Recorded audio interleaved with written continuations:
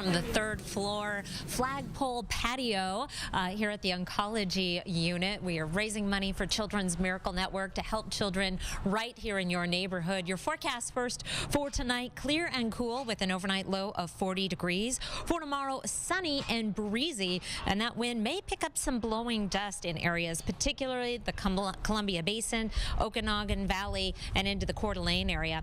Our high temperature today was 68, 64 is average. Sunset tonight is at 8:10. Right now in Spokane, we are in the 60s and it is breezy, also breezy in Coeur d'Alene. Winds will be dying down tonight but picking up again tomorrow. On our satellite and radar, we have an area of low pressure that has been sinking to the south, now down into California. We have high pressure beginning to build in, but in between those two, a breezy day on the way for tomorrow.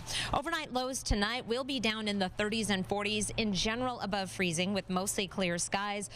Tomorrow, around the Omak and Moses Lake area, that is where it will be especially dusty with windy conditions in the afternoon. High temperatures tomorrow in the 70s. Around Spokane and Coeur d'Alene will be in the upper 60s and lower 70s with breezy conditions and areas of blowing dust in the afternoon. Around the Northeast Mountains and North Idaho, breezy, sunny, warmer than average. Also down on the Palouse, we're looking for windy conditions tomorrow with areas of blowing dust, and around the Northwest, dry conditions around the entire area. The exception is Boise.